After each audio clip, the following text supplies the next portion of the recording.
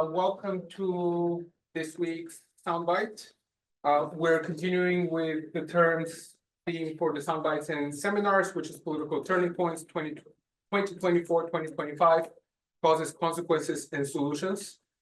Today, we're very delighted to welcome Matteo Bergamini to the IGP. Matteo is an MBE.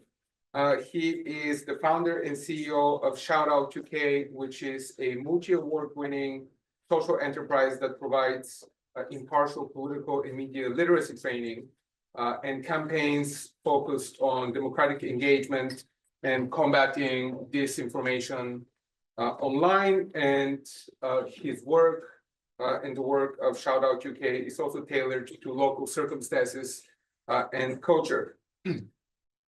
And the title of his talk today is Let's Stop Being Dismissed, Political and Media Literacy Education for the 21st Century. So, Matteo, thank you for joining us, and over to you. Wonderful. Well, first of all, can everyone hear me? Yes? You. Fantastic. Well, thank you so much for having me here, and thank you all for giving me this moment of your time. I will quickly caveat this with the fact that I am technically still on pat leave. I will be back on the 5th of February. My partner had a baby on the 5th of January. So if I'm a little bit sleep deprived, if I'm a little bit slow, I'm going to apologize right now. Babies are amazing, but the one thing they are not is quiet. And they currently live the life of well, a university undergrad, put it that way. Sleep all day and work, of course, all night. So, quick introduction to myself. I am Matteo. I run an organization called SOUK UK. We're a social enterprise that focuses on political and media literacy. Just a quick understanding of what those two terms are. Political literacy means understanding the bare bone basics of how our democracy functions, how we engage with it, and how we shape it for the better or however we would like. And then media literacy being how to critically analyze the information we receive. This also means understanding what mis and malinformation are and looking at ways to counter disinformation and have a better, more inclusive online ecosystem. And for us as an organization, these two very much go hand in hand. You can't do one without the other because a functioning and engaging and active and healthy democracy requires all citizens, regardless of their backgrounds, to first understand how the system works that they live under, but then also how to critically analyze the information and then shapes their voting decisions. And if you just have one but not the other, you're going to struggle engaging with the democracy we all live under. So, one of the big aspects of our work in recent years has been obviously delivering to schools, delivering to young people across country, as well as delivering to teachers and trainer sessions and youth workers. And we do this quite often in the guise of countering radicalization and online hate. Radicalization being someone going down the road and falling victim of a conspiracy theory or somewhat radical belief. And we've done quite a bit of work on this, but unfortunately, there is no one particular profile of someone that could be at risk of radicalization.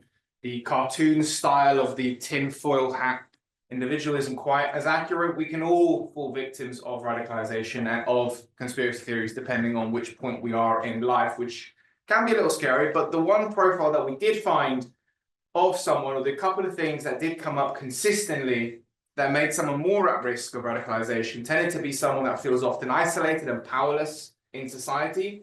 Either that can either be real or be a perception of powerlessness, and also someone unable to tell fact from fiction, someone that is lacking in emotional resilience. And these two elements tend to always crop up whenever we talk of someone that is potentially at risk of radicalization or someone that's kind of got into a conspiracy theory and come out the other end. So for us and our theory of change, political and media literacy doesn't just strengthen democracy and our shared society, but it also prevents people or helps people to not go down those routes to radicalization. Again, there is no, of course, golden bullet, but this is something that we find quite often is one of the great ways to inoculate people from mis and disinformation. And there's a couple of short, medium, and long-term outcomes, which I'm not going to completely bore you with on all of them, but just a couple of them for you guys to see here, and these are all on our website as well.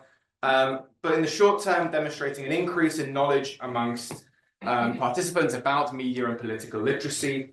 Then looking at kind of the medium term is seeing a positive feeling towards their community, becoming more emotionally resilient, which does take time towards being able to have active and engaging conversations on a myriad of topics, some more controversial than others. And then, of course, the long-term impact, looking at fostering an informed conversation around controversial topics and being able to have those conversations and have the emotional resilience to have a conversation with someone that you fundamentally disagree with is another element of that kind of long-term impact. Democracy requires people to disagree and to be able to debate in a constructive manner. So aside from our work in schools and delivering teacher training, we have also pushed quite a bit on the advocacy side of our work, because for us, although we've delivered to thousands of schools and young people, there is also always so much more that can be done. And frankly, we believe that this should be something that the government should be propping up and pushing in all schools, so that it's not a postcode lottery. Everybody has access to this kind of knowledge. So we set up the all-party parliamentary group on political literacy back in 2021. And with that, we launched a bit of research with the University of Sheffield's politics department, which I'll share in a little bit. The report's called The Missing Link, and it's on our website as well if you'd like to dig into a little bit more, but I'll share it. I'll share some of the key findings in a bit. But after its launch in 2021, the main focus of the APPG was to work with its other APPG on media literacy, which we then merged together in this current parliament, in this iteration of the current parliament. And the aim of it is, of course, one, to boost people's understanding of what political and media literacy is, creating a better national conversation around the subject. And one key thing, if we were to achieve anything, is to make it clear to politicians, both in the House of Lords and the House of Commons, this should not be weaponized. This is not something that can be politicized. This is about our democracy and safeguarding our democracy. Political and media literacy is something that everybody, regardless of what side of the spectrum you sit on, should be something that you should advocate. Because at the end of the day, democracy can only thrive if all of us understand how to engage with it, but also how to critically analyze the information that then shapes those decisions on how we actively engage in that conversation. So I mentioned The Missing Link. It's done by was written by an academic called Dr. James Weinberg, which is also the chair of our academic advisory group, which is linked to the APPG on political and media literacy. But the report looked at two specific groupings. One was teachers in secondary schools, and one was parents. Now, the reason why we didn't do young people was because there was quite a lot of research already done around young people's perception on political and media literacy. But what was missing was understanding teachers' perception on how they think it should be delivered in schools, if they think it should be delivered in schools, but also what their confidence and their knowledge base was like to actually deliver this work. Because quite often, we see calls for, and we do this as well, of saying, well, this needs to be delivered to young people. We need to make sure this is given to young people. But do we actually have the professionals that can actually deliver on this work? Are we trying to run before we can walk? So we wanted to understand teacher perceptions, but then we also wanted to understand where parents sit in the equation. Because quite often you hear this rhetoric on social media and other places that, parents just want kids to be kids. They don't want them to be taught this kind of stuff. And we wanted to see how true that rhetoric actually was. Turns out, by the way, it's not true at all. Most parents overwhelmingly want their kids to learn how the system works. They want their kids to learn political and media literacy. The one thing we did find on the parent side, which is a trope that somewhat is true, is that there is an element of parents that believe that there is a left-wing bias in the teaching profession in schools. However, those same parents also self-subscribe as being quite far on the right wing. And vice versa, parents that self-subscribe as being quite left-wing believe that there is a right-wing bias in schools. And frankly, I think that probably says more about their own internal view of the world than it does about the actual teaching profession. The one thing we did find on the teacher side was, again, overwhelming support for the delivery of political and media literacy in schools by teachers across the board. The one thing we did find, however, and we knew this was going to be low, but we didn't realize how low it was going to be, was that less than 1% of the 3,000 odd teachers we surveyed across England self-described as having the skills, the tools, and the knowledge to actually deliver on this work. So there is a huge teacher training gap to delivering this kind of work. And that was where our fear was, is that it's one thing, asking the government to deliver this work in schools, but if we don't have the professionals that can actually do this work en masse, then again, we're trying to do that. We're trying to do a run before we can actually walk. So this is really helpful for us to understand, well, what do we actually need to call for from a policy perspective? And with this research, we were able to ascertain that actually what's more important at the moment is teacher bursaries, for example, for citizenship education, making it so that teachers can actually get paid, like many other subjects, to actually deliver on and be trained in this kind of work. Also pushing schools to be regulated when it comes to things like citizenship, political and media literacy. So at the moment, Ofsted doesn't quite look into it.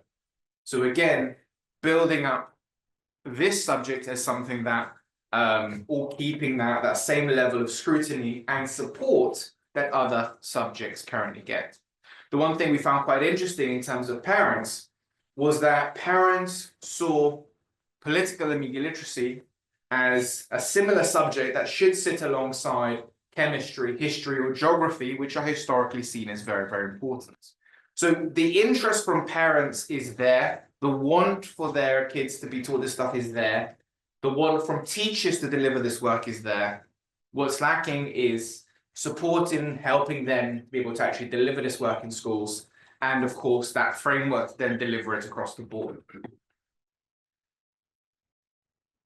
So once we knew this, and of course schools not being the only place that young people and other groups of course congregate, we looked at other programs and works. And one of the things that we also run aside from our other programs is something called London Voter Registration Week, which was done on behalf of the Greater London Authority. It's been all boroughs across London, and it started in 2019 as a pilot for the Greater London Authority. We then took over the week as a contract in 2020 and have been running it ever since.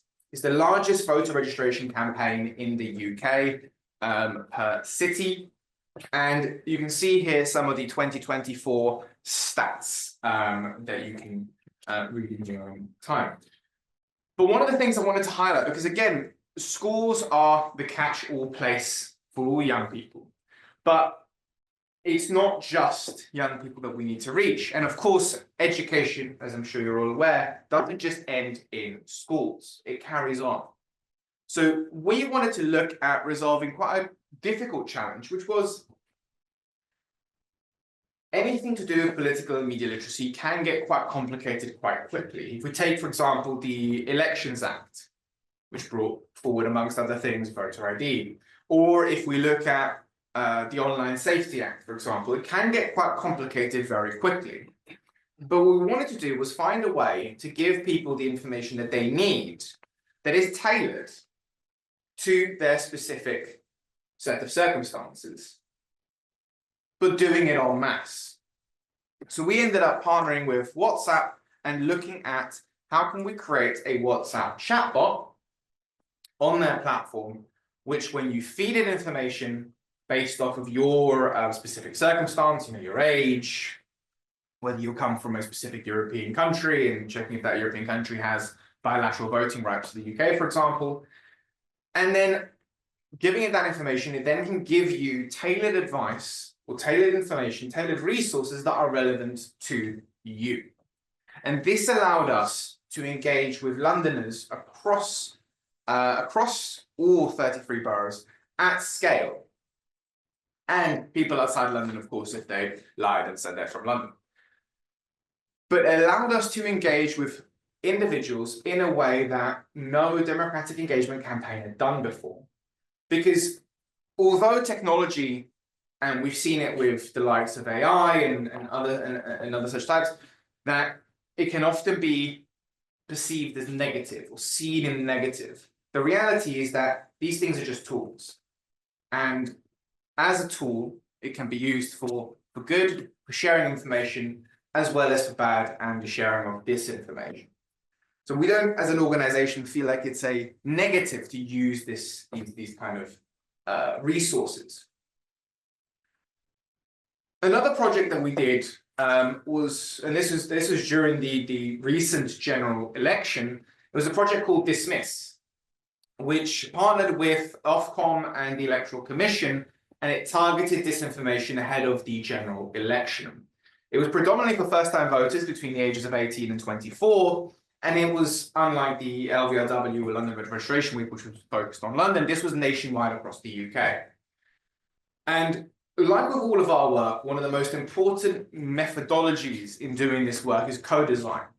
And co-design, is so important, not just because it helps you understand what your audience want to talk about, but it also helps you understand where they are, how they want to be spoken to, and in what context they wish to be spoken to. Because that then allows you to land messages in a way that is designed and created in partnership with the audience you're trying to reach, as opposed to trying to reach them in a way that may not be appropriate, suitable, or as engaging. The campaign focused on 5 disinformation techniques: dis and misinformation, bot accounts, data manipulation, echo chambers, and harmful deepfakes. And we wanted to help people understand what these things were. Because, and I can't stress this enough, most people have heard of the term mis, dis, and malinformation. The issue at the moment with media literacy and countering disinformation isn't so much helping people understand or see these terms as a thing, but it's helping them understand how to spot that thing. And I don't know if it's because it's around lunchtime that I'm using this analogy, but have you all heard of mushrooms, right? The food, yeah? Yeah. Lovely. We all know that mushrooms are a thing, they exist. Some of them are delicious and good in cooking. Some of them can land you in hospital, right? Just because we know that to be true doesn't mean we know that we can go out and start foraging after this lecture, right? Misinformation works in a similar way. Just because we know it exists doesn't mean we necessarily know what to look for to find out what is misinformation and what isn't. And that is, I think, kind of where we are as a society, is that for most part, people know that misinformation is a thing. We just don't quite know yet how to look for it and how to spot it. So in terms of the campaign, and because it was UK-wide, we translated it in Welsh as well, of course, and all the resources, static assets, explainer videos, awareness video, and the landing pages were all translated into Welsh. And they were put across platforms. And here you can see some of the impact with some of the quotes on the right and the headline stats on the left. One of the things we did do, which kind of makes me laugh a little bit now, but we did partner with X, formerly known as Twitter, for a timeline takeover, which meant that during the general election on a specific day, everybody that accessed the app was shown the campaign's content for 24 hours on that particular day, which, as you can see from the link clicks and reach, gave us quite a boost. The last project I wanted to mention, which is a little bit out of field and outside of the UK, because some of our work takes us abroad, and of course this isn't just a UK problem. Considering if you've picked up a newspaper or looked at social media at any point this month, you will definitely see it's probably not just a UK problem. We partnered with the US State Department to go to West Africa and run counter-violent extremism programs for CSOs, so civil society organizations. And there was two parts of the project. One was an 8-episode podcast series, which looked at how misinformation was being spread online and this was for countering violent extremist organizations, rather. How online was being used to spread hate, essentially, and what civil society organizations in very remote parts of predominantly Nigeria were doing to counter this. And we brought all of this information from the podcast series together, and we then ran an in-person training event, a day-long training event in Abuja, Nigeria. And this is actually one of the pictures from that event. In terms of the podcast as a whole, it was a series looking at misinformation and propaganda. You can listen to it on Spotify and Apple Podcasts, I believe, amongst others. And it aimed at challenging radicalization by violent extremist organizations, or VEOs. The topics predominantly included the psychology of terrorism, the biggest threat actors in the region, and the terrorist use of technology, which was a big focus for the entire podcast series, as well as the event. And then once we gathered all of those interviews, we put them together into a training package that we delivered to around 70 odd civil society leaders, journalists, and government officials down in Abuja.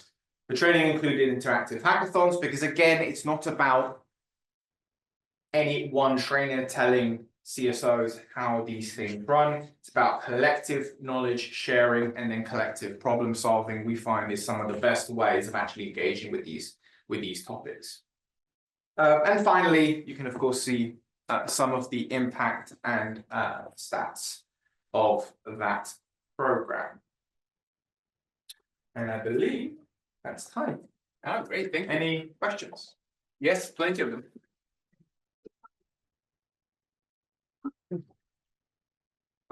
Great stuff. Thank you so much.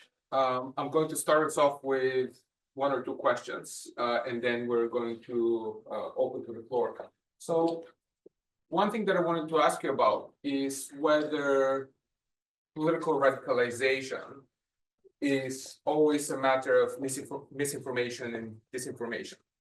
Because the reason why I'm asking that is because, in my understanding, you can radicalize someone just through different kinds of framing and priming by showing them certain kinds of information, which does not necessarily have to be false, right? It's just a matter of which aspects of what's happening in society you show people, and how is it that you present those things that are happening, which may be true.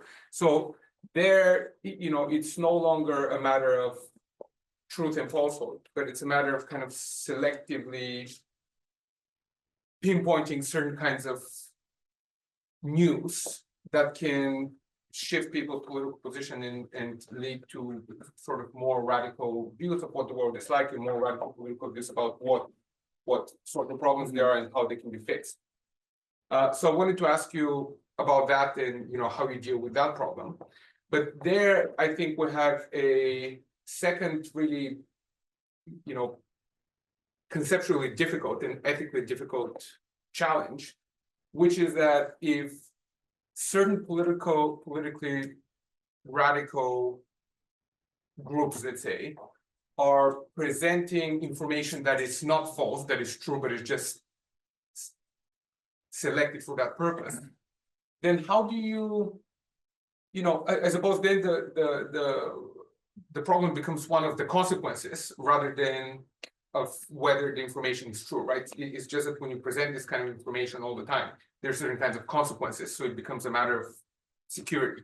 Mm-hmm. But how do you distinguish between something that is harmful,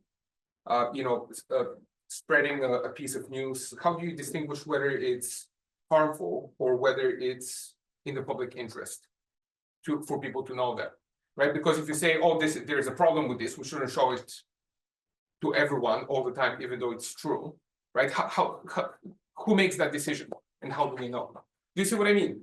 Yeah. And you're talking about like factual information. I'm talking about factual information, yeah. Who makes that decision? How long we got? I'm going to leave that question. I'm going to answer the first one first because it's. So in terms of is the route to radicalization always linked to mis and disinformation? No, not really. In fact, quite often it's linked in some element of truth, or what is called the nugget of truth, right. Which then people rely on that to then create the theory. And what often that links to is malinformation. So malinformation is, unlike disinformation, which is completely false, created for a specific nefarious purpose. Malinformation is often information that is true, taken out of context for a, again, specifically malicious purpose. So if we take the Great Replacement theory, for example, which apologies if some of you don't, or some of you may or may not have heard it, but it's the idea that, and there's many iterations of it, but the basic one, which I'm not going to completely repeat, but is the idea that white people are being replaced by, enter whichever demographic people are specifically hating on at any given point. And what's interesting with that theory is that people that spread it often quote a specific, I think it's a UN report, which looks at declining European or North American white populations, because those types of families tend to have less children than, again, for lack of a better term for this explanation, non-white families. Again, that is statistically true, but not for the reasons that the theory then suggests. There is no crazy plot to make this happen. There are a number of complex reasons as to why that's a thing, but they take this stat, which again is true, to then almost use it as the foundation to then create this narrative that these groups are being replaced. You see this quite often with, Jewish people control the banking sector or control Hollywood, and they pinpoint a couple of specific individuals that are of that faith and that are very wealthy and that are in that industry. Do you know what I mean? So it's actually most successful, for lack of a better term, conspiracy theories tend to have that kind of nugget of truth, or that thing that's true that's taken out of context, and that's called malinformation. And I would say personally, that's worse, because that's the kind of the foundation of bedrock that other things get built on. And when you challenge those other elements that aren't true, they can then point to that bedrock and be like, well, look at this report, look at this stat, blah, blah, blah. Do you know what I mean? So I'd say actually it's often linked in truth. And we interviewed for one of our events a little while ago, we interviewed a guy that was radicalized by the National Front at the time. We're talking, retro radicalization at this point.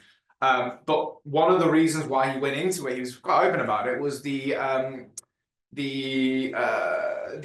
bombings in Ireland, because that was happening at the time, and that was very traumatic for a lot of people, and that, which was a true set of events, pushed people in a certain direction.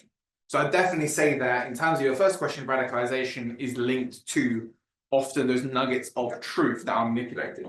In terms of who makes the decisions whether something that is true is either harmful or of the public interest,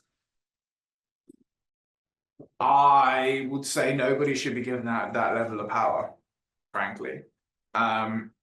I mean, if we had to give it to someone, it would probably be the government, but in the same way that, I always had this funny relationship with regards to, for instance, social media companies regulating what is or isn't on there. It should be governments, or in this case, regulators like Ofcom, saying this is where the line is drawn, and those private companies need to comply with that line. They shouldn't be creating the line, which is why I'm a big supporter of the Online Safety Act and getting Ofcom to be more involved in that conversation, because they're in a position to be able to tell companies what to do, rather than companies being in this kind of weird rock and a hard place of, if they do remove certain content, they get attacked for being counter free speech, and if they don't, they get attacked for having hateful content online. So I'd say the obvious answer, or the least harmful answer, is probably the government or a regulatory body like Ofcom. Yeah. But realistically, there is no ideal. Yeah. So realistically, is it a combination of, I suppose, social media algorithms, different stakeholders in policy, in education, I suppose, It should be a whole society approach. It should be third sector organizations. It should be obviously government. It should be organizations like Ofcom, for example, people that basically aren't in it for profits. Because the moment, and there's nothing wrong with being involved in a sector for profit. Most privates, that's what they're built on. But because of that, whatever you want to happen in the public space is always going to be slightly affected by that interest, whether it's intentional or not. That's reality. So although they are a big part of the conversation, the power of how that conversation shifts should be with third sector organizations and public ones. Another question that I wanted to ask you about something that has puzzled me for quite a while now is about the effects of misinformation, disinformation, and the fact that once it is corrected, it very often doesn't seem to make much of a difference, right? So, for example, I'm thinking about the riots that happened in the UK late last year, where people were, trying to burn down hotels with asylum seekers. The whole thing started because a crime was committed. Somebody posted online that the crime had been committed by an immigrant. That led to a series of riots, but even after it emerged that the crime was not committed by an immigrant, as it was claimed, that claim was false, that didn't stop. It didn't prevent people from rioting. It's not like people said, "Oh, I'm sorry, it was false information. Let's all go home now." And I wonder, why do you think that is? There's something, I like to say that there's something very deeply Freudian going on there, but I just wanted to hear your views on. I think sometimes the simpler answer is often the right one in that respect, because you say it was corrected. Corrected in whose eyes, though?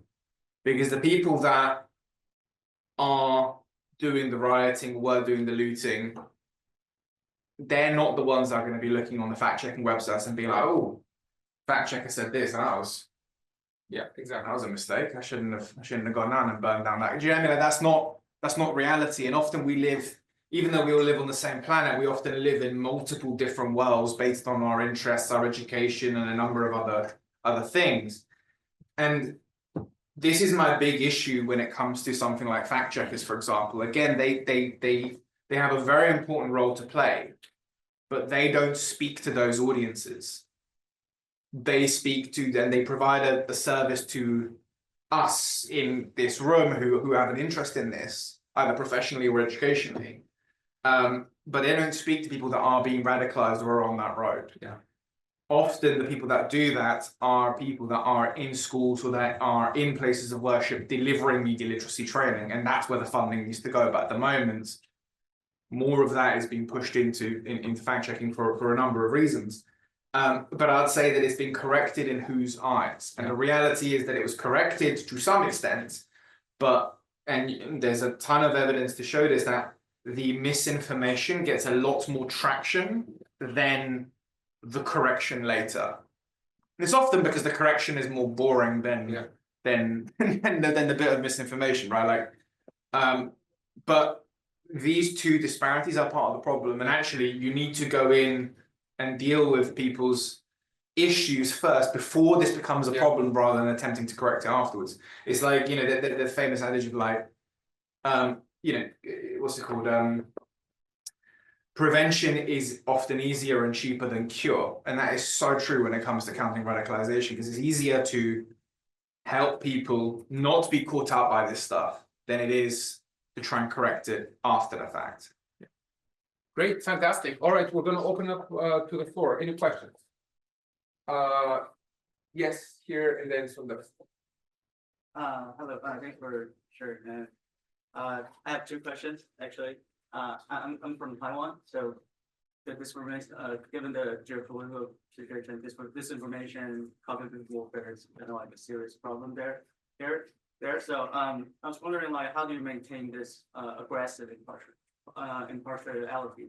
Because usually the people who were trying to do this kind of work in Taiwan, they got politicized from in the public sphere. So I was wondering, like, what kind of practice to ensure this impartiality? And the second question is actually related to fact check, like, because like when Meta actually get rid of the fact checkers. So and for me, like, the challenges is like the fact check and this information is like always going on and create this like information fatigue, and people are losing trust in the institutions, and then maybe that's the angle for. So I would say, like, I was wondering, like, but you can the prevention thing actually kind of answer this question, but I was wondering, like, what's maybe the better way to do like fact checking or to get this access to reach out to people. Thank you.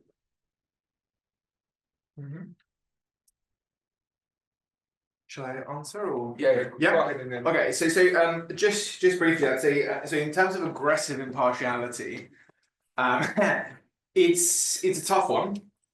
We've got a series of impartiality policies that are actually available on the website. I'm not gonna boil with them, but religiously adhering to those is one thing, but it's also understanding what impartiality is, because often organizations look at impartiality from a legal perspective, and it's like, what is impartial from a legal perspective or from an admin perspective?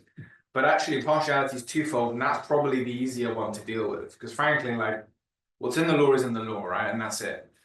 But the other side of impartiality is perception, and I'll say that is a lot harder to deal with, and something that needs to be embedded within the entire structure of the organization, because perception is something that can be made up. You know, you say something or you perceive to be saying something, a journalist doesn't like what you say, plaster an article, and then where you go.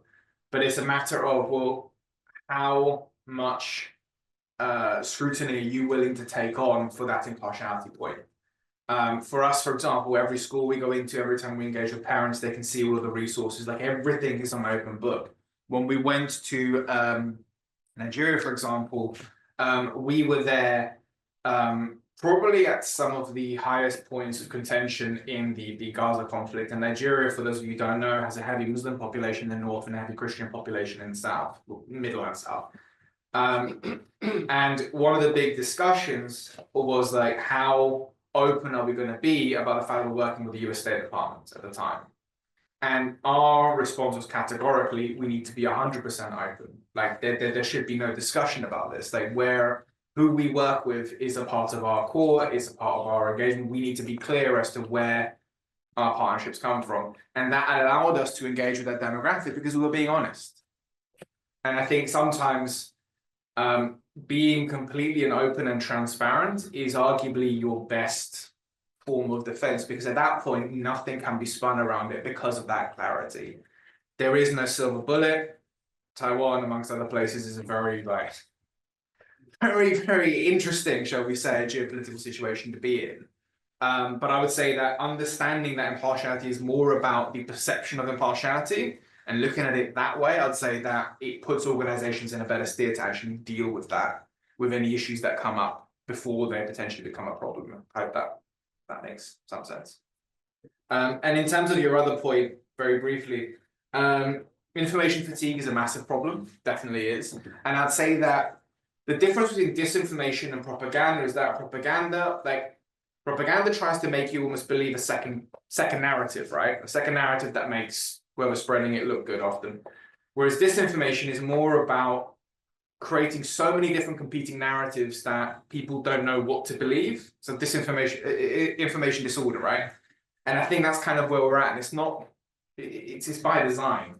In terms of like, how do we make fact checking more effective? I don't think you can, because fact checking isn't serving the purpose of people that are potentially at radicalization. The way you deal with it is through media literacy and making sure that everybody, once they leave school, is able to critically analyze the information. In the same way that we didn't all know that it was important to look left and right when crossing a street because cars didn't exist at one point.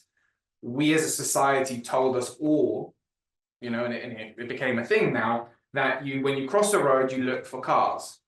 You look left and right, and then you cross a road. We need to instill that almost like muscle memory style behavior now when it comes to our own information intake.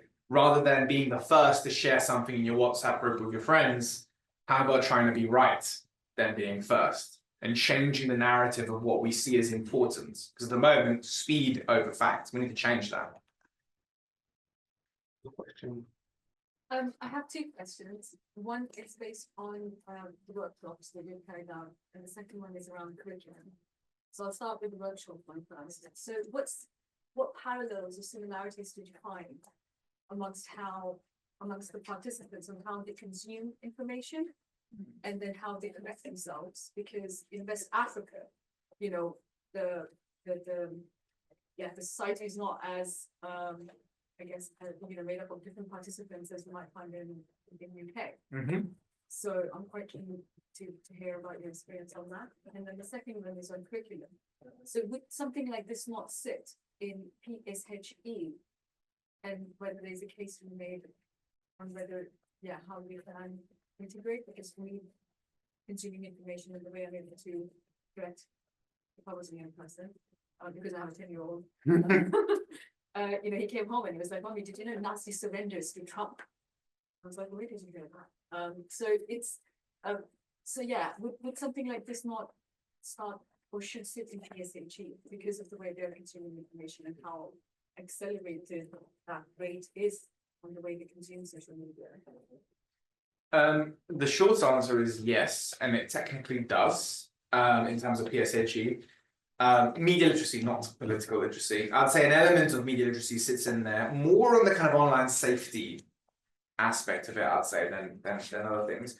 But PSHE is an interesting subject because it's kind of like where things that we feel are important, but we don't know where to put them, kind of get put into PSHE. So there was a discussion around sex ed being put into PSHE, personal finance being put into PSHE. It's a subject that's kind of like, for lack of a better description, almost coming across as a bit of a graveyard of everything that the government doesn't know where to put it, kind of gets dumped in there. I would say that we're living in a world now where, if we're taking the UK focus, for example, like young people get their information from social media. We get most of our conversations, opinion building information, and all the rest of it online. Shouldn't we be deeming it as important and therefore giving it the time of day it needs in the same way that we did ICT at the time, for example? So I would say that actually it probably needs its own dedicated time rather than being put into PSHE amongst a lot of other things. But that's just me. I'm sure that other people have different opinions to that. In terms of the workshops and how they consume information, just to clarify, are you referring to specifically our work in West Africa or just in general? Well, West Africa, but it would be good to know because it was in the presentation. Yes, yeah. So that was one. So how they consume information. There was a lot of different trends that came up. I would say it was a lot more focused on how violent extremist organizations, specifically JUS and ISWAP, were basically utilizing social media and other platforms to essentially bypass algorithms and spread their message. But obviously, Facebook is definitely king more than Instagram, for example, in the UK. We found that platforms often say that they do a lot when it comes to stopping certain negative messages from being spread, which is true until you look at the languages that they're utilizing. So if you were to try and plan an attack, for example, in English, you get caught relatively quickly. The moment you switch to Hausa language, for example, no one's paying attention. So a lot of the more localized languages were not being picked up, and you could talk quite freely about anything on those platforms.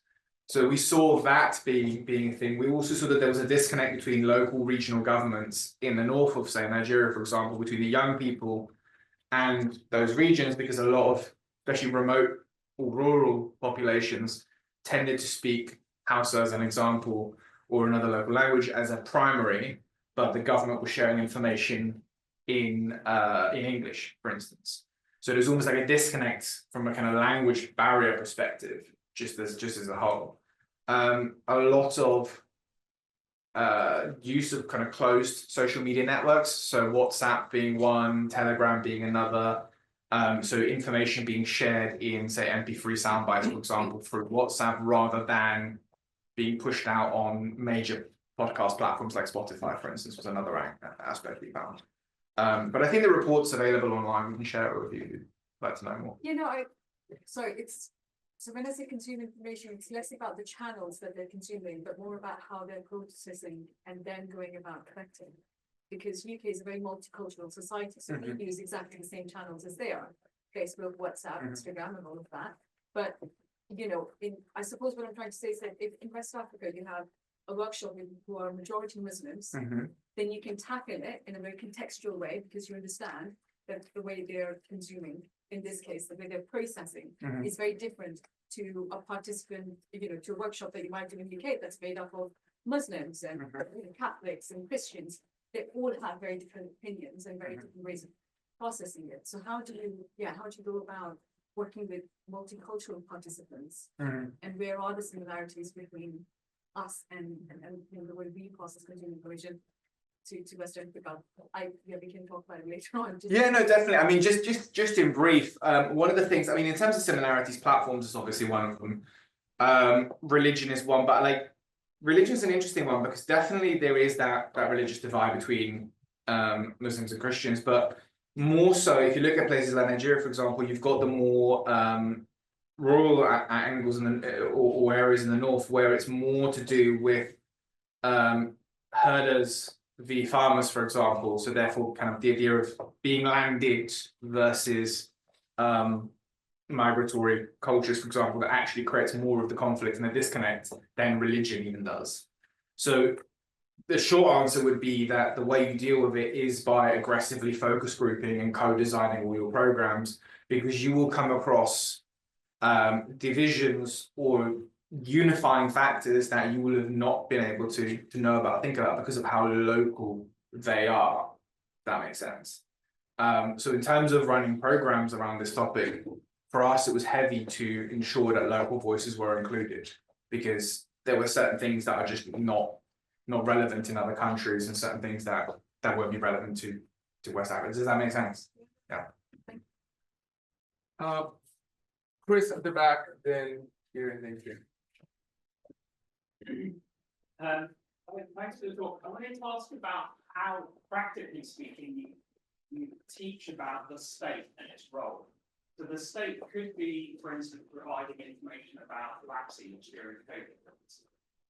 You know, reliable. The state could also be the Trump-led state or the corrupt Nigerian state, where actually, you know, a great deal of cynicism and critical engagement is necessary. And the state could also be the current UK government's obsession with growth, which seems very non-controversial and non-political, but actually, you and IGP, we would find this discourse highly problematic and actually very dangerous, but clearly in the sort of general public sphere, this wouldn't be compared with terrorism or, you know, these kinds of things. So practically speaking, how can you encourage people to have the sorts of literacy or the skills to navigate something as complex as this? We have about 5 minutes. Do you want to take all three questions and then? Yeah, we can do it. So there was a question over there. I think somewhat of I'm wondering then, how would you say the role of traditional media has shifted, given that typically then, you know, media as the form of state would need to report on state activities, sort of check and balance between what the state's doing, right? But social media has complicated that. And yeah, is there a role for traditional media? Has it shifted? It's just about kind of your opinion on the sort of trend we're seeing around the world of kind of legislation on age restrictions for social media. I think most notably Australia have passed something on it, but it's being considered by a lot of other jurisdictions. Here we have the Safer Phones Bill kind of, you know, making its way through Parliament. And yeah, just as someone in the industry, like, is that a step in just keeping the wrong direction, or is it, you know, there's some way that could be of assistance? You said I had 5 minutes. Yeah. All right. Let's try this. So in terms of the first question, just take them in order. I'll say that's a perfect example of why political and media literacy go hand in hand. Because in terms of practically teaching the state. Like, our role is not about building trust in government. That is for the government to build trust in its decisions and its people. For us, it's about helping them understand how that system works. So to give you an example, a practical example, for us, it's about helping you understand how first past the post works. For example, to elect your MP, it is not our job to tell you if it's a good idea or not and what alternatives there are. This also comes into things around impartiality. It's about understanding how the system works, but then it's important to critically analyze everything that's being said. And this includes like healthy level of, skepticism is important in the sense of when something comes out, as you say, from a specific government, regardless of who that is, whether you believe with them or not, or when it comes from a professional journalist, or when it comes to a blog online. Obviously, you can have a scale of how trustworthy that source is from prior experience, but it's important to have that critical thinking, because then it allows you to say, actually, what that government institution is saying, I trust because of X, Y, and Z. Because quite often what we have, and we see this a lot with the WHO, for example, the World Health Organization, where, oh, you trust them because, but then when you come across someone that doesn't trust that institution, or is potentially down the road of believing in a conspiracy theory, it becomes a lot harder to challenge them because we don't know why we believe in them ourselves. We've just been told that they're trustworthy. Now, of course, they're trustworthy, but we need to understand why. And it's almost like we need to almost arm ourselves with this knowledge, not just for ourselves, but also when that idea is being challenged, or when the idea of kind of expert is being challenged, we need to know why we're dealing with it. So I'd say it's a prime example of the importance of combining political and media literacy together as one. Understanding the system is one thing, but then critically analyzing what that system is telling you is also a big element of democracy, I would say. Hope that's answered that. In terms of the trend within traditional media, I'd say that there is a massive role for traditional media. Traditional media, however, are going through a bit of an issue where the way that they generate money has been completely blown to bits, mainly because of organizations like Google and Meta for a number of reasons. But I'd say that they have a role to play, definitely. But at the moment, you're seeing a lot of organizations, especially legacy media, going down a bit more of the clickbaity route to, again, because clicks equals money. I would say that they have a role in the sense that we need trusted voices that still critically analyze what the government's telling us, what powerful voices in society need to be held to account, and that's historically always been the role of journalism. I would say that they still massively play that role. But again, to ensure that good journalism thrives, we need media literacy. We need people to understand that good information is valuable. And at the moment, I don't think we have that argument yet. But if we have that, then I think we'll be in a slightly better place. And finally, in terms of legislation on age restriction, listen, I think social media is a beautiful tool for a number of reasons. I would also say that it gives people access to everybody that's on there. And there's a lot of problematic content and a lot of problematic individuals in the world. So personally, I think the age restrictions are probably a step in the right direction. Because when you're of a certain age, especially in your teenage years, you're in a formative years. And actually, there's a lot of data to suggest that being subject to algorithms, especially algorithms like TikTok, for example, which feed content in a specific way, actually having young people's minds shaped in that way might not actually be the best route of action. But I think it's all still so new that we don't have enough data to actually make a decision on it, which is a bit of a cop-out answer, but I think I'm going to go with that one. Fantastic. Thank you so much. I'm afraid we have to leave the room, but thank you for the fantastic presentation. And thanks everyone for the questions. Thank you.